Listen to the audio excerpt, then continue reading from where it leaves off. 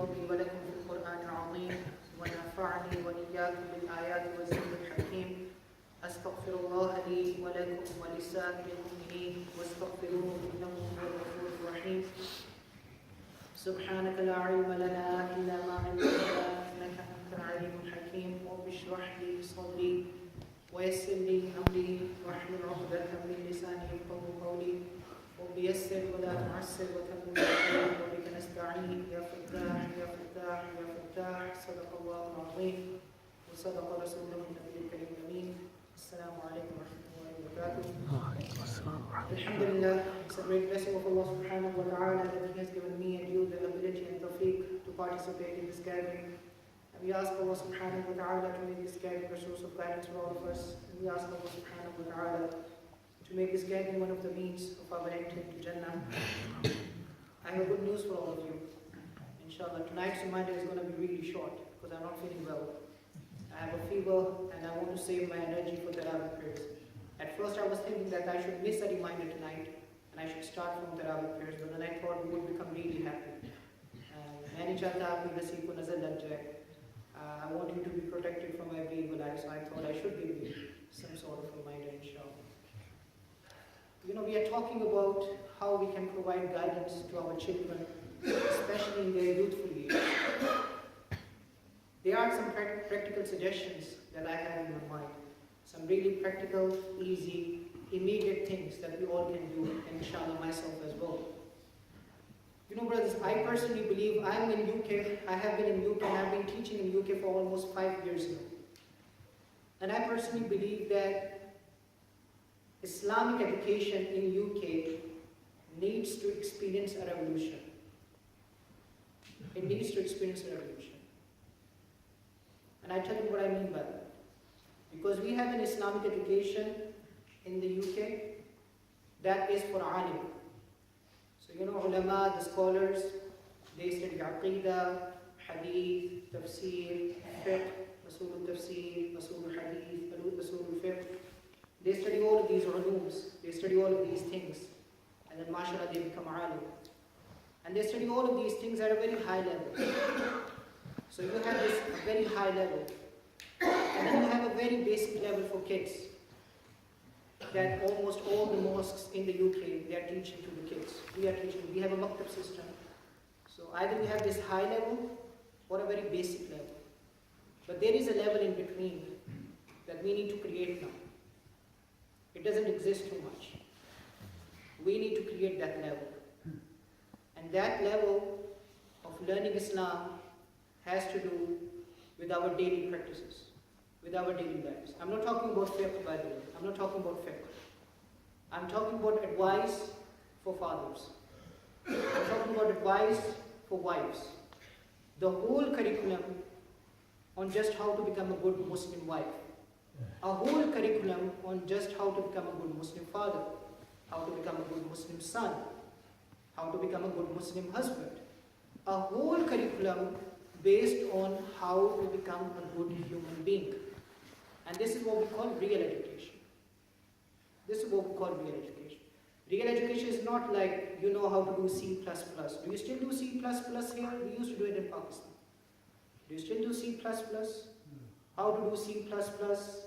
And no, the real education is not that you are Microsoft something something and you are Microsoft certified. And on top of that you have an accounting degree. And then on top of that you have an MBA degree. All of this is not education.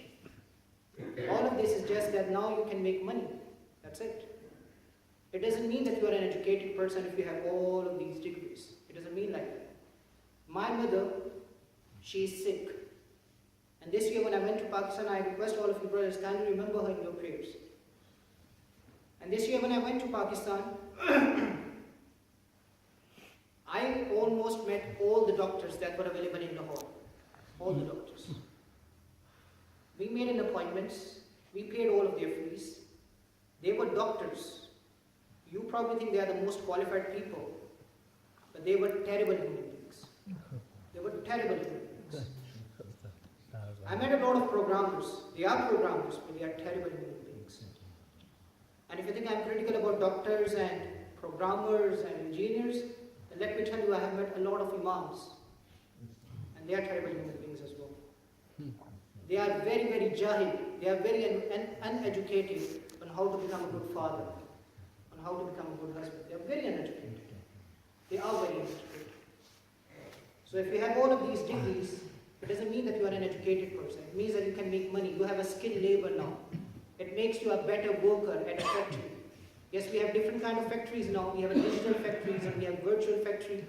We have different kind of factories, but you just have this one labor, one skill, and it makes you a better worker at that factory. So in UK, we need to revolutionize Islamic education. Islamic education that revolves around how to make us a better human being. That's it. That's what we need. And we need to create that. Specific areas that we never needed before, like adab. Adab, we need it now. We never needed it before. You know, we just discussed what is happening inside our homes, how the world is changing, and what is happening inside our homes. A lot of us who are sitting here, no offense to you brothers, but a lot of us who are sitting here, we don't know how to become a good Muslim father. Probably we are good fathers, but we are not becoming a good Muslim father. We are not, because we have no idea whatsoever. We have no idea whatsoever.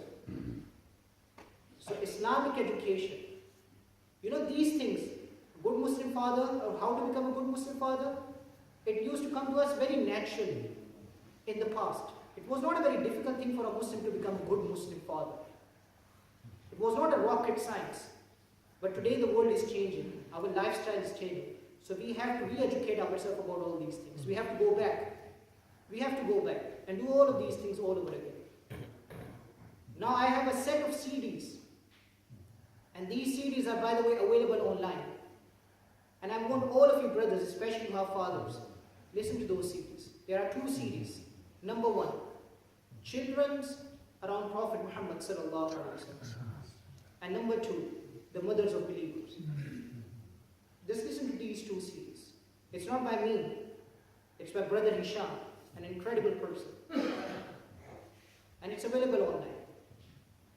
You know, we don't have that many sources in English. I have a lot of books in my mind, but they all are in Urdu. But most of you brothers who are sitting here, your first language is English now.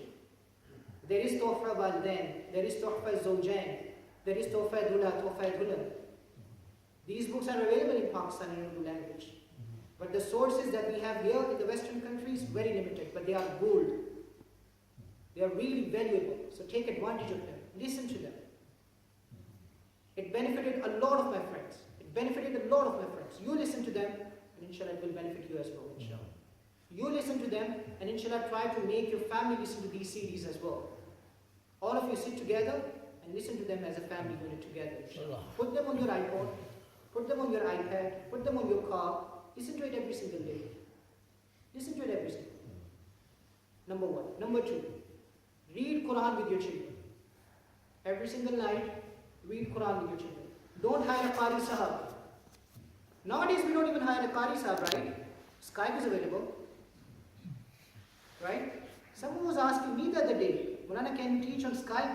I said, how can I teach on Skype? I don't know how to teach on Skype. But it's a big money-making business now. Teaching people on Skype. SubhanAllah. Don't hire a Qari Sahab. Qari Sahab will come, he will teach Quran, and then he will go back home. What about you? Why are you not reading Quran? What's the reason? Mulana, we don't have time. If you don't have time, then why are you expecting from your child to make time to read Quran? If you don't have time to read Quran, why your child should read Quran? Huh? What's the reason? So sit down with your child, read Quran every single day. Make those 20 minutes happen every single day. Shaitan will come to you. Shaitan will come to you. He will make you sleepy. He will make you thirsty. He will make you yawn. He will make you remember that you have a meeting. All of these things will happen to you in those 20 minutes. You know why? Because you are giving these 20 minutes to Quran, the book of Allah. And Shaitan hates it. He can't stand it. So he will come to you. He will give you all the experience. But make those 20 minutes happen every single day in your home. Get your family together. Commit to it. Get your family together. Tell your family that this is a time when we will sit together and we will recite Quran together. Just for 20 minutes. additional thing that you all should do after the recitation of Quran, listen to the explanation of Quran as well. Some translation, some tafsir that you like, listen to it. If you cannot listen to it for an hour, listen to it for 10 minutes. Just for 10 minutes. So recitation for how long? 20 minutes. Explanation of Quran for how long? So all together, 30 minutes you and your family every single day doing something solely and only for the sake of Allah. Inshallah. And you will see the khairat and barakat and the blessings of Allah in your house. Do something for Allah. Then somehow Allah will give you inshallah. But do something for Allah. You know, if you say that, Mulana, nowadays our kids are really busy, it's last semester, their exams and this and that, fine, I'll give you that. This year, in summer holidays, we should do it every single day. Summer holidays are coming? Summer holidays? We should do it every single day. 30 minutes every day for the sake of Allah. 20 minutes recitation, 10 minutes explanation of the Quran. Don't ask me, Mulana, should we put our children into your masjid? No. Into your maktab? No. You are their program. You are their masjid. You are their maktab. Like I was saying yesterday, this is your job as a parent. It should come from you, not from Qari Sahib or from Imam Sahib. And you have to come to terms with that. If you don't accept that, then stop complaining that our children are leaving Islam and they don't want to follow Islam, they don't want to listen to us. Sit down with your family and make some effort. Islam is not on autopilot here. You all have to make effort. All of us have to make effort. I think I took again 10 minutes. Jazakumullah khair. May Allah subhanahu wa ta'ala grant us understanding. I will try to wrap it up inshallah tomorrow inshallah. And then we start with the